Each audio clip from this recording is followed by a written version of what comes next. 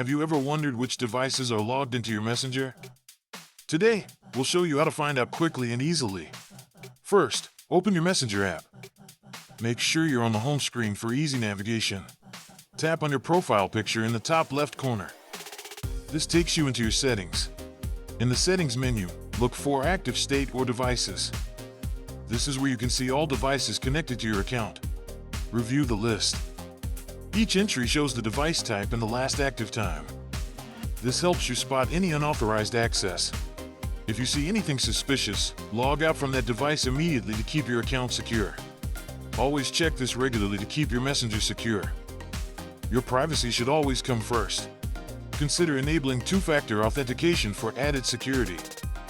It provides an extra layer of protection. Remember, being aware of logged-in devices is key to maintaining control of your digital life. Stay updated on new features and tools from Messenger to ensure the highest level of security. By following these simple steps, you're well on your way to a more secure Messenger experience. Keep your digital presence safe. Follow us for more tips on enhancing your online security.